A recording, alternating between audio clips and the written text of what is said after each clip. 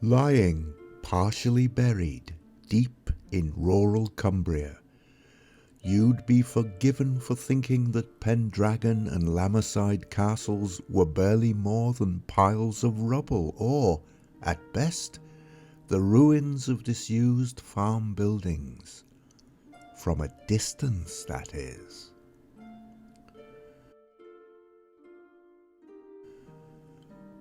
Upon closer inspection, Pendragon Castle is a small, once fortified Norman manor.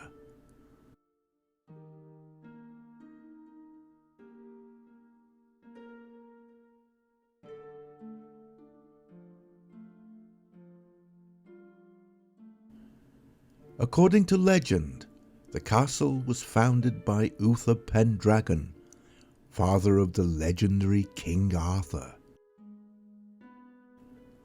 He is said to have unsuccessfully attempted to divert the River Eden to fill the moat around his castle. This is recalled in a well-known local couplet. Let Uther Pendragon do what he can. Eden will run where Eden ran. Legend also has it that Uther and many of his men died here when the Saxons poisoned the well.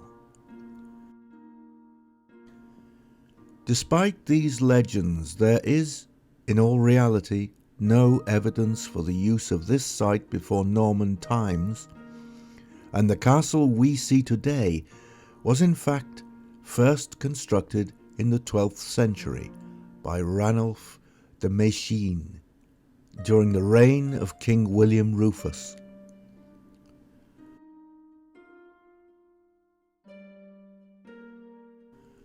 Another notable owner of the castle was one Sir Hugh de Morville, Lord of Westmoreland, who was one of the 4 knights who murdered Thomas Becket at Canterbury Cathedral in 1170.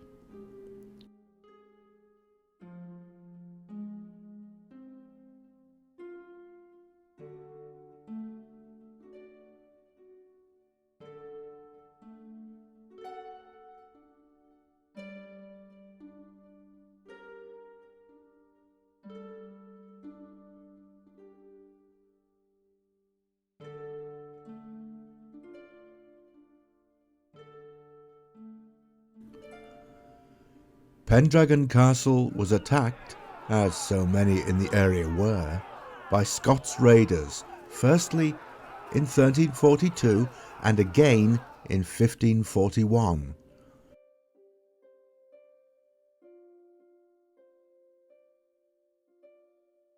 Following this, it remained a ruin until Lady Anne Clifford, a prolific landowner, rebuilt it in 1660, adding many improvements. It was one of her favourite castles, among many she owned, until her death in 1676.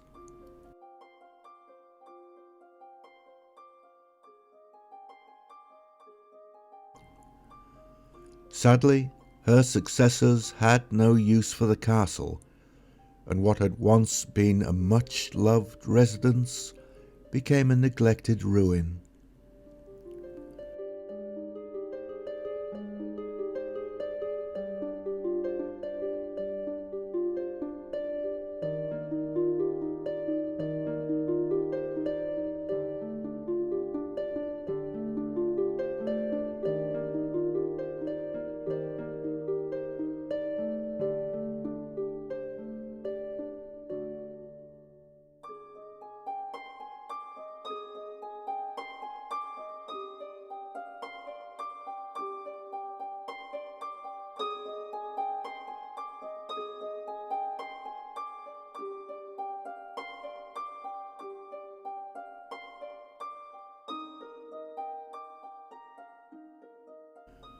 Lammerside Castle sits barely a stone's throw away from Pendragon and is in a similar neglected state of ruin.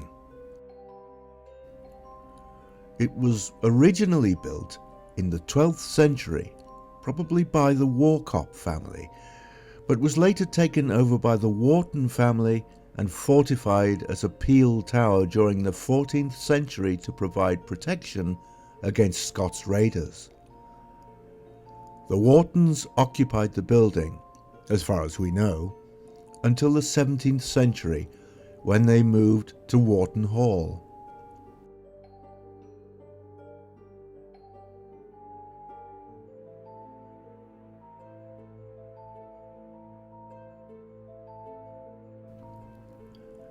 Despite, or maybe because of, its ruinous state, this castle is not lacking in foreboding atmosphere.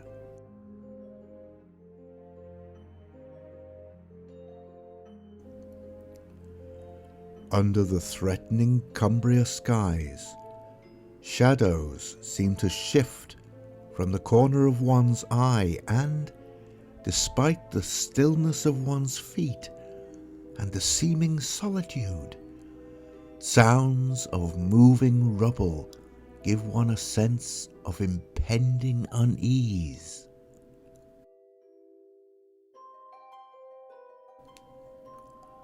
There is a growing feeling of being watched by some sort of proprietary ghoul. Could this be one's imagination? Perhaps.